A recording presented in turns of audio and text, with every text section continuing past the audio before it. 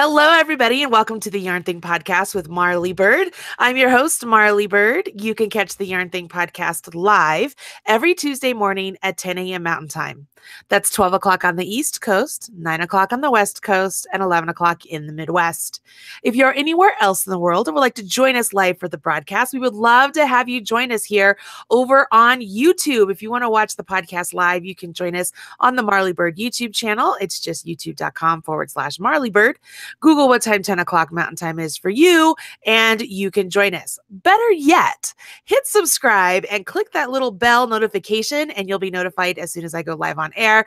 So that way, if you happen to forget, you'll be instantly notified. You can join us and see all of the wonderful knitting and crochet and yarn industry guests that we have here on the podcast.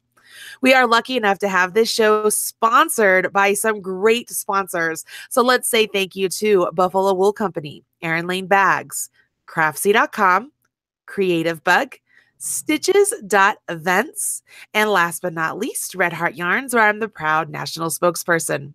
You can learn more about our sponsors and get a direct link to their websites over on the marleybird.com website. Just go to marleybird.com, click on the podcast button at the top of the screen, and you'll see a drop-down menu come down, and it has a link to all of the sponsors right there. I do want to take a moment here and mention that I will be at Stitches West later next month, and I will have a booth this time around with my very own yarn line. As you know, Chic Sheep Yarn by Marley Bird is available online only right now at redheart.com and joanne.com, and it is not in stores until later this fall. So if you have wanted to see it in person and touch it and feel it and fondle it and squish it, Stitches West is the place to be. I will be there with a double-sized booth. My mom will be there heading up the booth. Caitlin will be there. Brittany will be there. And the Red Heart team will be there to let you squish and fondle this fantastic yarn, as well as I will be there doing the PJ party and teaching classes. I would love it if you would join me at Stitches West. That is in later February. I think it's February 24th. Don't quote me on that. 2018. So I would love to see you there. Okay, everybody. Today's guest is a good friend of mine. We have been friends since I feels like since I started in this industry. It's just been fun watching her career grow, seeing her write books. I know she used to work for Webs. I don't think she still works for Webs. I'm not sure. We're going to find out. And it's exciting to be able to introduce you to a crochet designer you might not know much about, but once you listen to her story and learn about her books, you're going to want to make sure you give her a follow and grab up everything that she puts out there. I'm talking about my friend Sara Delaney, who's joining me on the show today to talk about her brand new book, Design Your Own Crochet Projects. Really wonderful spiral bound hardback book. It's chock full of wonderful information, great for beginners and advanced beginners, in my opinion, experienced crocheters, anybody who's out there and has ever thought to themselves, you know what, I never really follow a pattern completely. I'd love to just kind of figure out what I have to do to make my own pattern. I really feel like Sara takes you through and shows you how to really customize things. And maybe you'll become a designer and join us in this little world of the yarn industry, huh? So without further ado, let's welcome Sara to the podcast. Hey, Sara, how are you? I'm great. How are you doing? I am doing absolutely fantastic today. I am just thrilled to be here. Me too. I've been looking forward to this since we scheduled it. Yesterday was my birthday, but this is the best birthday present. Well, that's a compliment I don't think I can live up to, but happy belated birthday. I know that you've been on the calendar for a while, and it is nice to finally have you here. I've had the book on my shelf, and I've pulled it out a couple times just to reference it because it's chock full of great information. Like, you've really outdone yourself with this one. Thank you. It was a long process of pulling together my own processes for how I designed and figuring out how to share those. I mean, I taught for years, and bits and pieces of this got shared with my students over the years, but it made sense to sort of pull it all together into one volume. That's fantastic. Now let's talk about that a little bit. Let's jump back. And for people who might not know much about you, and there's a lot of people here in the live chat on YouTube, so they're all saying hello and they're excited and they're thrilled that you're here. Let's kind of give them the history of you. I often joke around that I like to have guests on, and it's like a first date. So we're gonna do that quickie. Tell me about yourself, and then how did you get into this industry? And you talked about your students. What students were those, and so on and so forth. Sure. I grew up with crafty grandparents. So my parents weren't necessarily crafty, but they always loved having the arts as part of our lives. I mean, my dad was a musician, so you know, crafty and art were always sort of part of my life. My meme taught me how to crochet when I was 7. She also taught me how to knit, and the crochet really, it stuck with me. And I did it over the years, and then it sort of, my yarn got put in a bin somewhere under a bed, and I didn't do it for years. And then I had my own kids in the early 2000s, and I wanted to make things for them. And, the craft industry was starting to rise again. I used to follow projects on Crafter. And I had a blog on Blogger way back in like 2005. Yeah, me too. I think mine is still there. Like it's just lingering, but it's still there. Way in the Wayback Machine, right? Yeah. And then I worked at Barnes and Noble, and I had a little knitting group there that met on Tuesdays. And there was a woman that used to come, and she said, "Hey, you know what? I work at a little yarn shop in Northampton. And would you, maybe you're interested in a part-time job?" So I went down and I checked it out, and it was webs, and it was this amazing, just unbelievable place until you've been there. And I started working there in 2006. I worked there for 10 years. I started in their retail store. I worked in customer service. I worked in marketing. I worked as a designer. And then last year, the 9 to 5 being the yarn world work sort of started to overshadow the enjoyableness of it for me in my off time. So I transitioned away from them, but I still love them. They're still my yarn store. I love the folks at Webs. They are part of why I'm able to be an author and a teacher. Most of the classes that I've taught over the years were at Webs, from beginning crochet right through to design, and their amazing expert knitters program that they have. So I owe a lot to Stephen and Kathy Elkins for opening those doors for me. I love I'm echoing. That's probably my fault. I love that somebody said, "Oh, I work at this little yarn store," and it's Webs. I mean, come on. For anybody who might not understand, and I don't know where you've been if you don't get this, but like if you were to Google or just type in your URL, yarn.com, it comes up as Webs. Like they are that company. Yeah. The company was founded by the current owner, Steve and Kathy. It was his parents. They founded the company back in the 1970s. And it started out in their basement, and then it moved into a couple of little shops, and then it moved into the space that it's in. And they shared the space with a couple of other businesses, and now it's the entire building. And then there's a whole second building that's the warehouse and shipping department. It was incredible to be part of that company from when they only had about 15 employees through having, 70 plus, and just being a worldwide powerhouse in the yarn industry. I love them. They're so cute. They are. Kathy, when I was at AFCI, when was I there? Last weekend, the weekend before? I don't know, travel, it all kind of comes together anymore. But she was like, "I love that you have your new yarn line. Will you come on the podcast?" And she's been podcasting just about as long as I have. And I was like, absolutely. So I was just on their podcast I recorded it on Wednesday. I'm not sure when it will go live. Did it go live on Saturday? I'm not sure. Saturdays. Yep.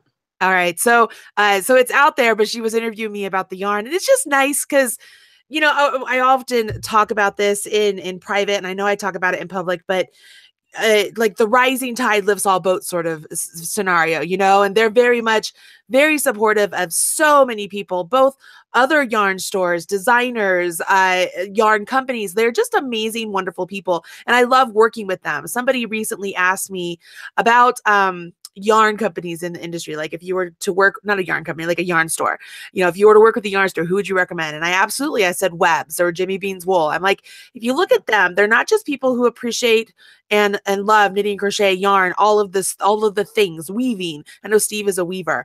And but they're also savvy business people. They understand the concept of, okay, yes, that yarn is great, but am I getting return for the space that it's taking up in that vicinity of the store? And I think that that's one of those things that, I know I'm getting off topic here, but it's one of those things that other yarn store owners just don't understand sometimes, when it's, there's the passion for the knitting and for the craft, for the art. And they're like, I want to open this store, but they aren't savvy business people. They don't understand how it works. They work through the passion, which is fantastic. And I mean, hello, I've been doing this for 11, 12 years now based on that. I have to hire people for the business side, but that's where Steve and Kathy really excel. So the fact that you're able to work with them over 10 years and absorb that and do everything that you do, that is what an awesome on-the-job training opportunity you had.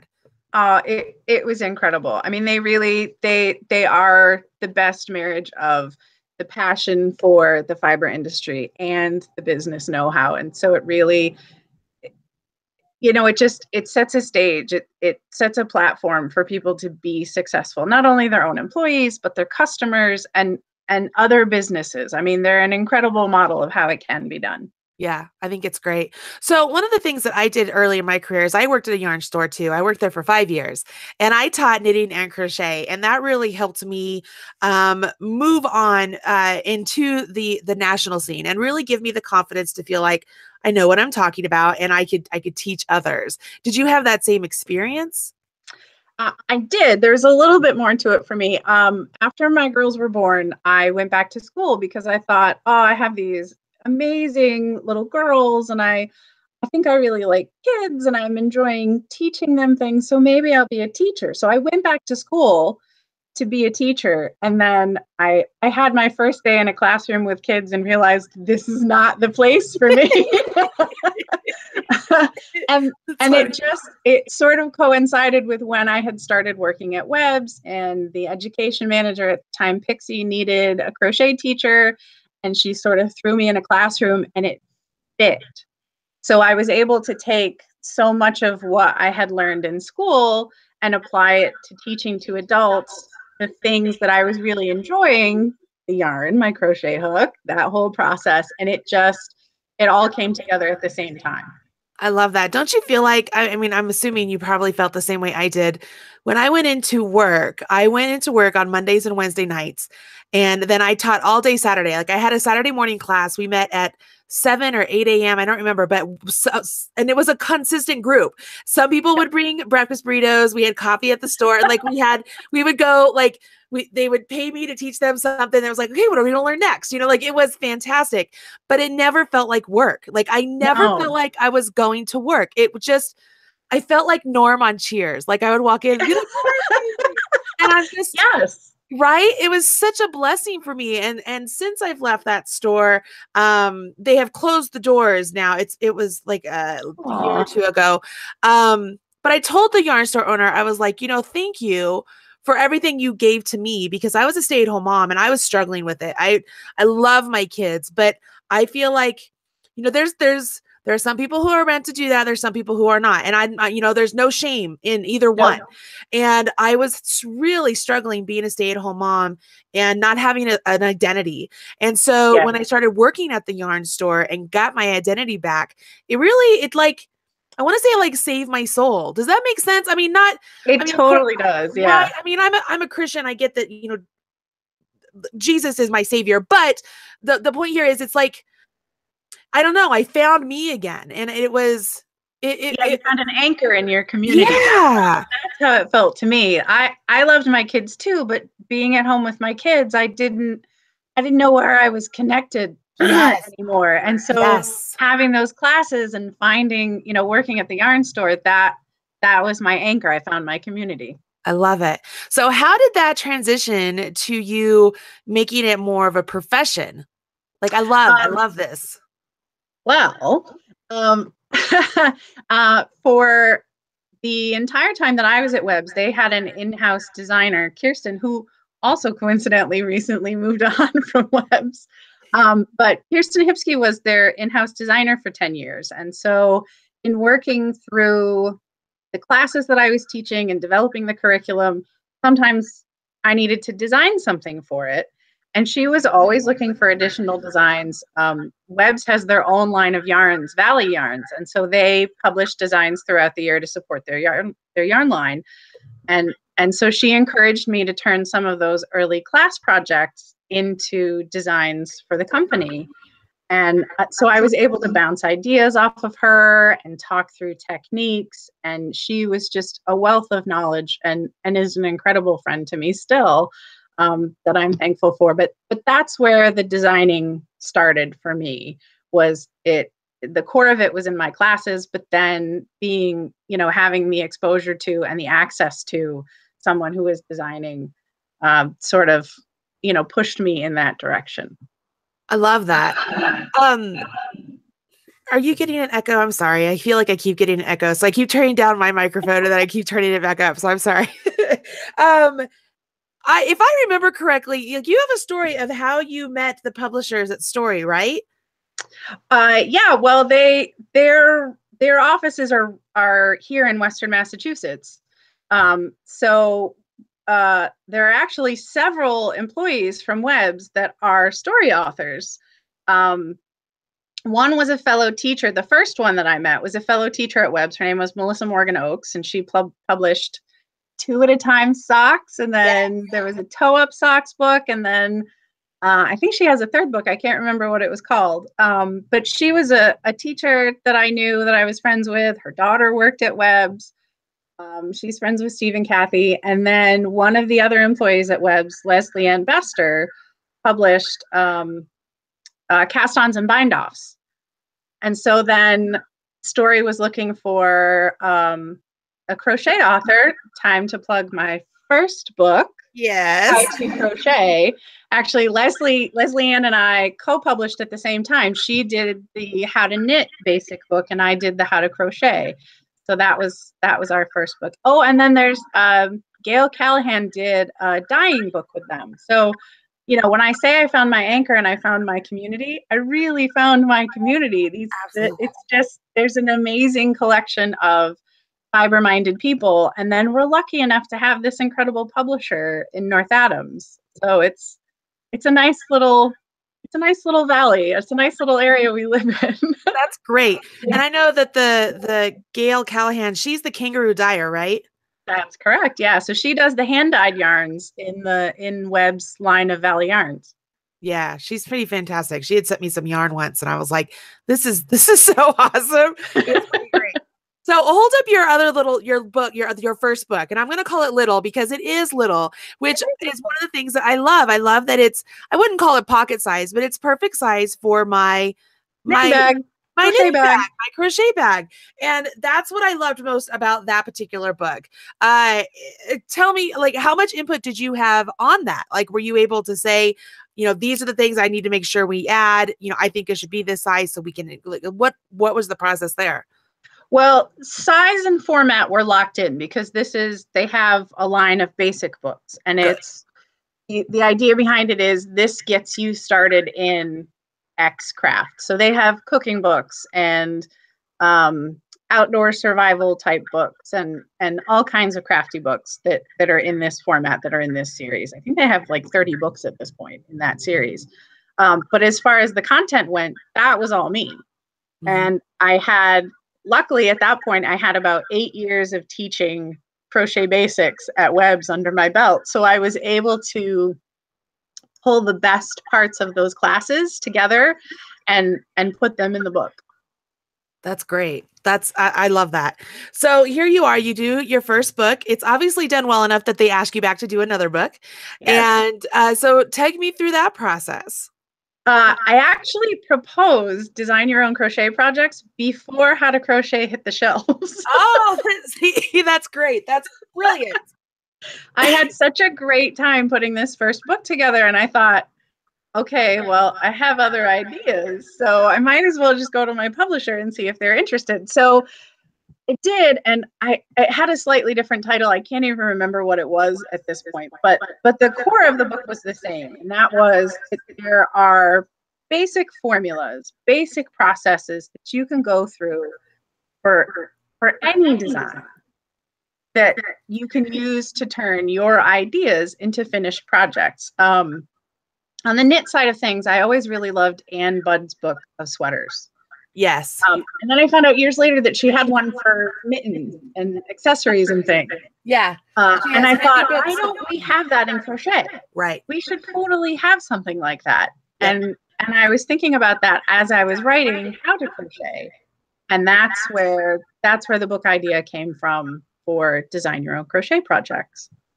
I think it's great. I mean, it's no secret to a lot of my fans or anybody who's taken my Craftsy class that math and I do not get along. If you ever have any doubt with that, like take my curvy crochet or curvy knits class. I think I say that like every 10 minutes. I'm like, I don't like math. I don't like math. You don't realize how often you say things like that until like you rewatch it. And then you're like, oh, I really, anyways, but I hate saying the word dumb it down, but like what's a better way to simplify? Thank you. I'm like, what's a better way to say that? But you get what I mean? You simplify it to where it's understandable. It's actually in like Marley terms. I actually understand it. It's great, which is huge. You should ask my math teachers.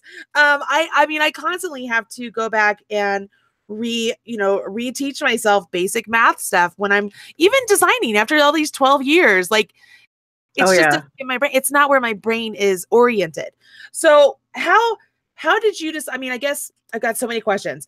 How did you decide how you were going to break it up? Like what topics? And then how did you decide what was going to go into each one? And then how did you decide how it was going to be broken down and what you were going to present? Well, the core of it again comes from my classes. So I had taught crochet for about 8 years before I started writing the first book, and the second book had its seed growing while I was writing that first book. So how I teach and how I approach teaching from the bottom up really informed how the progression of projects in the book and how each chapter was structured. My editor and the publisher had a little bit of input into that, but most of it is me, and that is little things. I mean, I had Post-its all over my studio wall as I was starting to put this book together, and little things like, when in doubt, rip it out, which is something I've said to my students for years. You learn more from your mistakes than from your successes. Everything is tubes. Everything is a tube. Everything is a tube. Everything is a tube. Even flat stuff, you can make it as a tube. Sometimes it's easier. It is. And I get the math thing. I mean, every student I've ever had will tell you that I have said math is not my friend. But if math had been taught with crochet or knitting when I was a kid, I would have understood it so much better, and its pathways in my brain would be set, and I wouldn't have to reteach myself this stuff every time. So when I pulled all of that together for the book, and I wanted to make it easier for people to replicate the process, I thought there's got to be a way to map this out so that it can be used over and over again. And when I banged my head against the wall long enough, I realized it's math. It comes down to math. So let's make it set easy formulas that can be used over and over again, where you just have to plug in the numbers.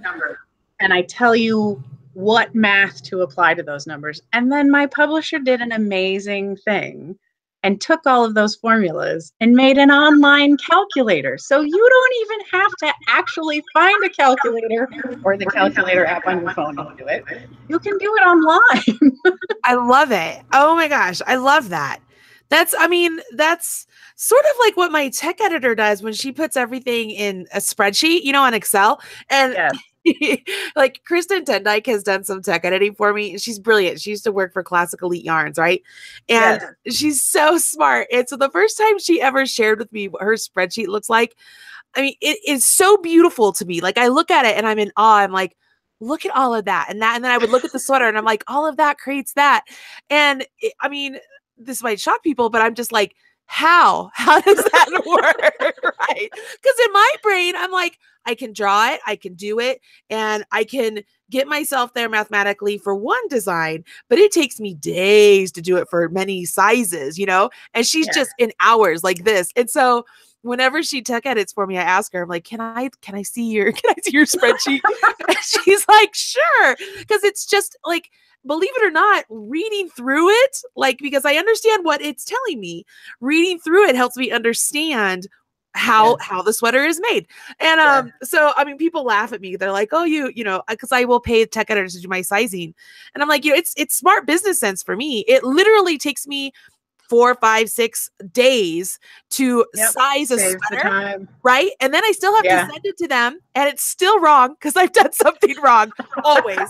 So it's just much more economical for me just to pay them to do it on the offset, and then it's done right, and I know that it's good. But I mean, math minds just, they amaze me, right? But yeah, the fact that your publisher has done the calculator for people, I mean, it's like the spreadsheet. It just makes so much sense. Yeah. And I love it because I use it. Right? I mean, this is the book and the formulas in the book. That's basically how I design anyway. So now my publisher has created this online tool, and I don't have to do the hands-on math for any of my stuff. See, that's awesome. So the book is out there, and you divided it up to very much I don't want to say very much, but like you, Ann Budd's books are their staple. Like they're right over there on the shelf. Like I have the Knitter's Handy Book of Patterns, Knitter's Handy Book of Sweater Patterns, Knitter's Handy Book of Top-Down Sweaters, right? They're all right there. And so when you sat down to do this one for crocheters, which I think is brilliant because we just don't have anything like this, how did you decide, what pieces you were going to do? Because obviously hers, like she has one that's pretty much all accessories, and then it's broken down to just sweaters and then top-down sweaters. How did you decide what you were going to do? Well, going back to that little post-it that I had that said everything is tubes, I figured let's start there. So we start with cowls. So, well, we started with scarves actually. So it's flat pieces, but then cowls. So that's a tube. And then what can you do with tubes? If you close one end of it, you get hats. So you can start at the bottom and work to the top, or you can start at the top and work to the bottom. And so it progressed from there. So then there's fingerless mitts, then there's mittens, then there's gloves. And too many people I know over the years are like, you can't crochet gloves. You can totally crochet gloves. And I love them. Yeah. You could totally crochet gloves. And then socks, because socks are tubes with a corner and a hat. I mean, that's basically it. Right. It's a tube with a bend, and then you close one end. So that was the progression of projects. And if you're new to crochet or you're new to designing, working your way through the projects in that order sort of introduces you to each new element. But you don't have to do it that way. You can hop into any chapter out of order. I love it. I think that's a great way to break up the book, and it absolutely walks people through. And I love that you also talk about, the different fibers, because some people just don't understand that there are, different fibers in the world, or how they might, I want to say, interact with your crochet. You know what I mean? Like how they affect what you're designing. Yeah. Absolutely. Yeah. Yep. Like it's huge. I used to teach a Fibers 101 class where I talked all about where different fibers come from and how they become yarn and what properties the yarns made from them have, and that it depends on what the fiber is and how it was spun and how it's twisted, and that, I think that was one of my favorite classes to teach, because I would get knitters and crocheters and weavers, and I would just watch the eureka moments exploding behind their eyes when the things I was sharing with them explained problems that they had with their project. Right. The one woman who never understood why her cotton sweater that used to end at her waist ended up at her knees, or the sweet little woman I had that never understood what felting was. Uh-huh. She thought it was a completely different process than when wool felts to, when it gets fulled and it shrinks. Yeah. And so I love teaching. I love having those moments with my students and sharing the information. So it just made sense to put that kind of information into a book, because if you're going to design, having that information up front can really help you to avoid some heartbreaking mistakes down the road. Absolutely. I used to tell a lot of my students that you need to educate yourself before you go into a yarn store, because sometimes the yarn store people that work there, they don't know nearly as much as what they might think they know. And it's better for you to know what's happening when you're going to be the one spending all that time working on something. It's just it's Exactly. best to do that. I just want to point something out because I know people are going to ask. The hook that you used in the demonstration in the book is an Addie hook, you guys. And the reason I know, the reason yes, they're great. I know people are going to ask because I used to use them on my YouTube channel way back at the start. And everybody's like, I've never seen those. Where did you get those? And so I'm just throwing that out there. She used an Addie hook, which has a boy like head to it. You know what I mean? It's not inline. What's the term I'm looking for? Yeah, it's got a molded head. Yeah, and it's got a handle. I don't know. I like it. Anyways, I'm just putting that out there. I think the quality of information you have put together in the book is fantastic. And I think, as I mentioned at the start, I think it's great for both new crocheters and experienced crocheters, because there are so many of us. I mean, that's how I got started. I never followed a pattern ever. Like, I would start a pattern and then I would go a completely different direction because I was like, you know what? I want to try this. I want to do that. I want to do this. And that's how so many different people start. But then they don't understand the math of how to take it from that to creating an actual pattern.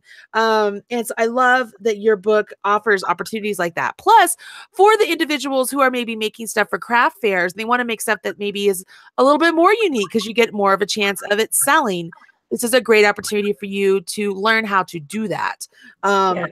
One of the great things I think I love about storybooks in particular, like yours, it's hardback and it's coil bound. I love that they do that with Edie Ekman's books also. Like, it's smart because they know that this is going to be a useful book. It needs to lay flat. People are going to use it. I love that. Did you request that, or were they like, this is the way? I did, actually. Yes. I had gotten a preview copy of the first book, and I think that I had forgotten during the process that these were little paperback books. And so when I went in and I pitched the second book, I specifically said, like the Edie Ekman books on my shelf, I want this to be spiral bound so it lays flat. And I got to sign books at Rhinebeck at the New York Sheep and Wool Festival this year with Edie Ekman. And that was one of the things that we were talking about, was just how incredibly helpful and useful it is to have not only a hardcover, so it protects your books over the years, because they're going to get a lot of use. Yes. But that spiral binding so that it lays flat. I love that. So we have a couple questions in the live chat room. Ooh. And so I'm going to come over here, and there is a lady named Donna, and I got to scroll back up. She put her comment out there a while ago, and I keyed it in my brain. I was like, I'm going to go back and ask her that question. Oh no, it might have went away. Essentially, Donna was asking that she is interested in leaving her 9-to-5 job and going into the yarn industry. And she would like to know, here it is. Good afternoon. This is my first live podcast. I have a question. I'm so ready to take the leap from working a normal job and doing something more with crochet and knitting. Where is the best place to start? Thanks, Donna. So I'm going to ask you, for a newbie, like I know what my answer is, but as a newbie, what would your answer be to Donna? I'm a little cautious, so I would say don't leap away from everything yet. Dip your toe in it. So if you're really interested in getting into the industry and getting into the business, start working towards that while keeping your safety net of your 9-to-5. Head to an event like Stitches or VK Live. Start immersing yourself in the world. I mean, I was lucky enough that I was at Webs, and so that was my window into this world. from the inside, it's so much bigger than it is from the outside. And so if you take the time to look around on the inside and start to identify which parts of it appeal to you the most, you know, maybe you want to get into photography, maybe you want to get into the marketing end of it, maybe you really like yarns and you want to dye, or maybe you really are driven to design. Taking the time to expose yourself to those sections of the industry and finding which ones ring your inner bell is probably the best first step. I would absolutely agree to that. Don't leap yet. Make sure you have a safety net. All right. I'm just going to put this out there, Donna. If you think about a sweater, selling a sweater to a company, let's just, for using round numbers, let's assume you're going to make $500 on that sweater. How many sweater patterns do you need to sell in order to make the amount of money you need to make to run your everyday life? And then think to yourself, can you actually make that many sweaters in a year to make that work? Okay, so that's a good place to start, to kind of give you a real grasp of how much work it really is. It's not easy, but if you want to do it, I say give it a try. Always give it a try. I don't like to discourage anybody. I like to just be real with people. It's like, these are the real numbers. This is the way it is. It's very difficult. I know that for myself, if I didn't have my husband, I don't know if I'd have been able to stick it out as long as I did. I've told the story before about having been in the business. I think it was 1.5 years, almost 2 years. And my husband had told me, I know you're really trying. I just don't know how much longer we can do this. And I was blessed that Bijou Basin Ranch hired me as their creative director. And I didn't get paid very much money, but it was enough money to pay my car payment. And it allowed me to kind of cross that hurdle and try and stay in it a little bit longer. So it's difficult, but my piece of advice is start a blog. Start something where you're writing about your experience. Try and connect with other people. Try and teach online, through your blog. Maybe do photo tutorials. Try and write patterns out there. Kind of touch your feet in the water and see if it really is something you enjoy. Having said that, there are other avenues versus just designing that you could jump into. Just like Sara mentioned, working with webs, you could work with your local yarn store, Joann's or Michael's or Hobby Lobby or wherever else you can possibly teach. I would also say that if you're really good at math, you could check out like tech editing. If you are just a really fast knitter and crocheter and enjoying the process, you could be a contractor, you could be a tester. There's a lot of opportunities in the industry that don't require you to 100% be a designer. But I think that if you want to do it, go for it. Just don't leave everything at once, because it's scary. It is. Very scary. Lots of other questions. Hold on. Let's see here.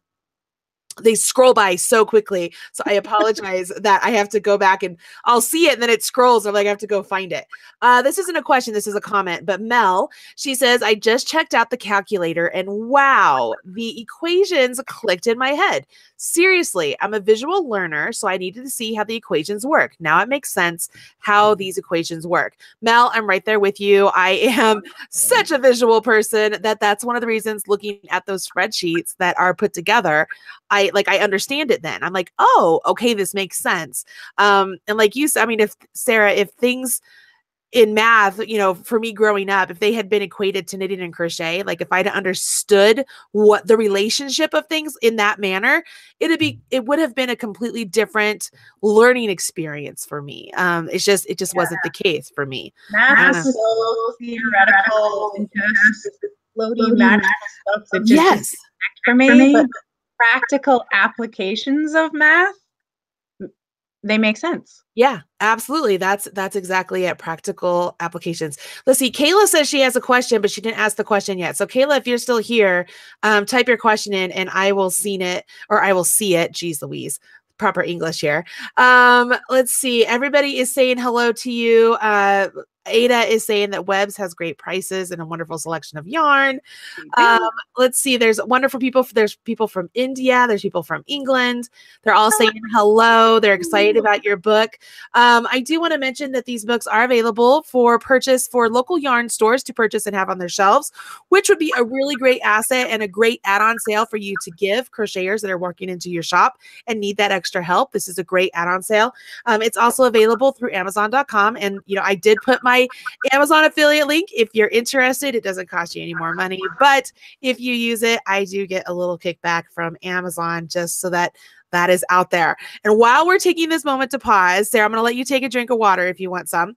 Awesome. We are always blessed that we have guests that come on the show and offer prizes, and today is no exception.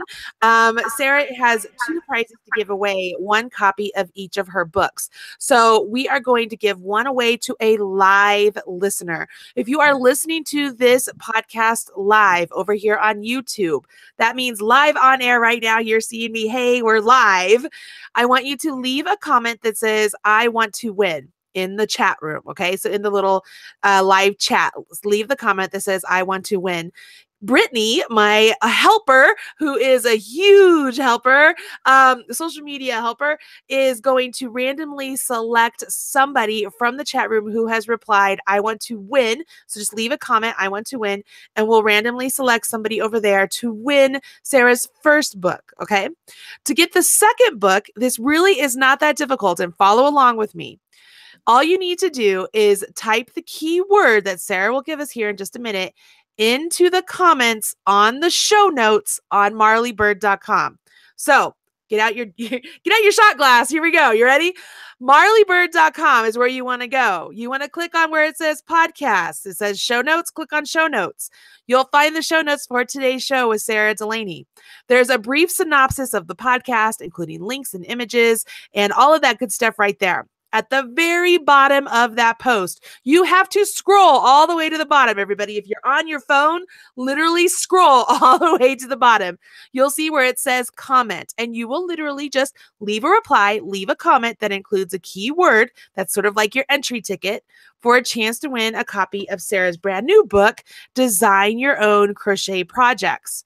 Once you have entered that keyword on the show notes on marleybird.com, you are entered for a chance to win. We'll randomly select a winner from those comments in that location in about 3 to 4 weeks. And that's it. Now, somebody has asked me once, why can't I give you an exact date that I will select a comment? It's because my travel schedule is so sporadic, you guys, that sometimes I have to skip a Tuesday. And so that pushes back the date that we pick a winner. So you just go with the flow, right? Just go leave a comment. Even if the comments have expired, we all love reading the comments. Go show some love. We love it. But there you go. I'm going to reiterate this one more time.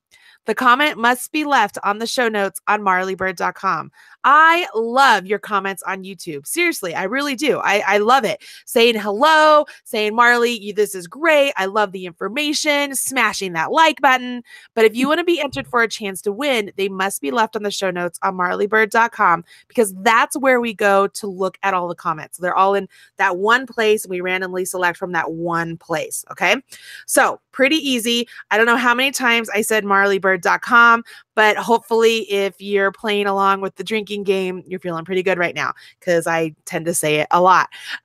So Sarah, I will ask you, where do they need to go to make sure they're entered for a chance to win a copy of your new book? I'm pretty sure it's marleybird.com. There you go. It's so easy. If you are unsure where the show notes are, everybody, I have put a direct link to the show notes in the video description of this podcast. So you can go to that link right there, and it'll take you directly to the show notes for today's show. Pretty super simple. And for those of you who are like, oh, it's so not fair, I can't listen live, that's why we give 2 prizes, everybody. We do one live to the people who are able to join us live, and one so that way all of you who are not able to join us live still have a chance to win as well. So we just try and share the love, spread it around a little bit, and have a good time. Sarah, I love this book. I think it's such a good book. And I think you've done a really great job. And before I forget, why don't we tell people what your keyword is? Did I already send you the keyword, or do I get to decide now? Either one. You sent us one, but you can also decide to change it. Let's change it and go with math.